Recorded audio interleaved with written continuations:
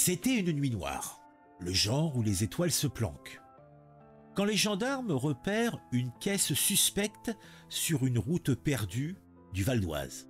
« Contrôle routier, stoppez-vous !» Le conducteur, un type de 40 ans, l'œil brillant de théorie folle, ricane. « Vous êtes des agents du nouvel ordre mondial! Je ne reconnais pas votre autorité !» Sa femme à ses côtés marmonne des trucs sur les chemtrails, vous savez, ces traces bizarres dans le ciel. Elle a un cocktail Molotov à moitié caché sous son siège. Les flics, pas dupes, ouvrent le coffre du véhicule et là, on trouve explosifs, armes et un drapeau citoyen souverain qui claque comme une blague ratée. Car là, on est dans le vaudeville. Bam! La sous-direction antiterroriste intervient.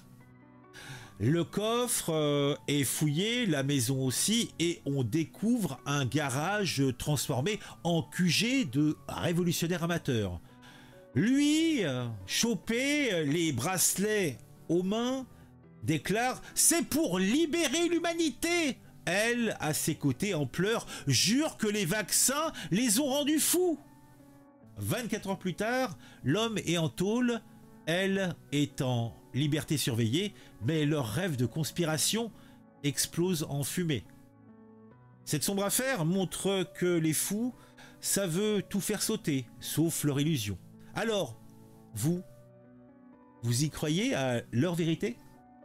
Dites-moi.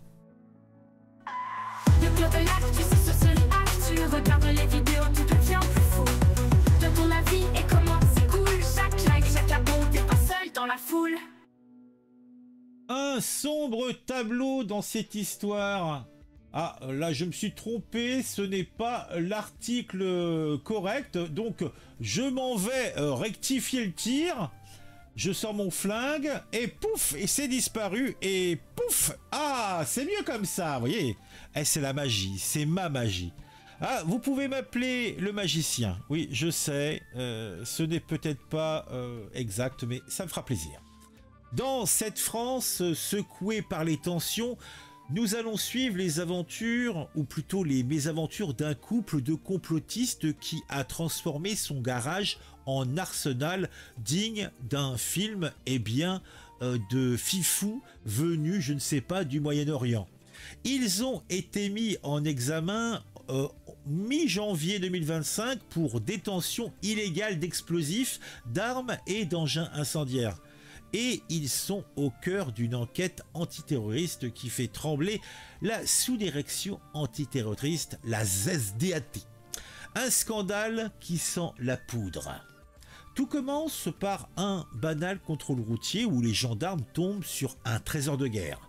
Explosifs, armes et engins incendiaires dans la voiture, et après une commission rogatoire, une petite visite au domicile du couple, eh bien, il trouve encore un sacré magot qui fait boum. L'homme, 40 ans, et sa compagne sont cueillis par le SDAT et tout ça révèle un stock plutôt qui aurait pu ravager une petite ville. Oui, ils avaient de quoi faire beaucoup de boum boum et beaucoup de pampan. Les experts parlent d'ailleurs d'une menace réelle potentielle, mais l'enquête reste cependant floue sur une action concrète qui aurait pu être envisagée par les complots. En tout cas, une chose est sûre, ces deux-là ne jouaient pas aux échecs avec des allumettes, mais plutôt s'amusaient à jouer les artificiers lors de leur soirée coquine. Le profil du couple cependant intrigue. L'homme est passé par l'ultra-gauche et il s'est mué en adepte des citoyens souverains. Cette mouvance née aux États-Unis dans les années 70 qui refuse l'autorité étatique et se rêve en justicier hors système. Il aurait d'ailleurs justifié son refus du contrôle routier par cette idéologie. Un mélange de paranoïa et de bravade. Sa femme, moins exposée, partage cependant ce délire, transformant leur quotidien en bunker complotiste. Une dérive qui passe de la théorie présente sur YouTube à la dynamite dans le vrai monde. Et c'est, je vous le disais, le 12 janvier que l'homme est incarcéré, la femme poursuivie pour complicité.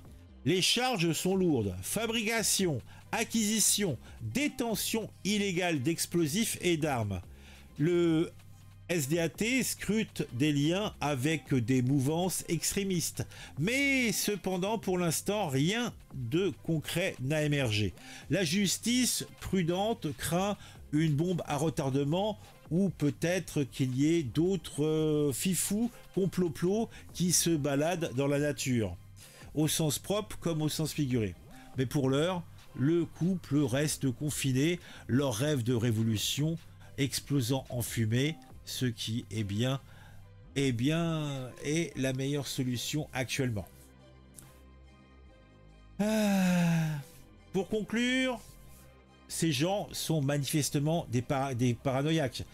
Le fait que c'était des gens de la mouvance d'ultra-gauche qui sont passés dans un délire encore plus excessif ne m'étonne guère. Hein, c'est des fifous. Ce couple a cru pouvoir jouer les terroristes, ou en tout cas potentiellement. Ils ont accumulé des explosifs. Ils étaient dans un délire en suivant et en croyant mordicus des théories farfelues. Et franchement, tôt ou tard, on aura bien un taré de ce type-là qui va faire une dinguerie. Mais bon. On peut se dire parfois que le web, YouTube et compagnie peut alimenter ces délires, et ces deux-là sont peut-être un exemple cru et criant. Pour certains, et ça on peut pas le comprendre si on est plus ou moins dans un état mental standard, puisqu'on peut pas dire que chaque personne, je pense, a son grain de folie, chaque personne est un petit peu dingo dans sa tête, hein. On a tous des travers, mais là on est sur la marge, hein. Donc pour les gens qui sont instables, qui sont faibles mentalement, c'est vrai que le web peut alimenter leur délire, les réseaux sociaux. La frontière dans ces cas-là entre la folie et la menace est très très fine, et le détonateur est parfois un petit peu trop sensible. En tout cas, ce que l'on peut dire sur eux, c'est que ils voulaient changer le monde, et ils ont juste fait boum, ou plutôt leur projet c'était de faire boum. Enfin, je ne sais pas.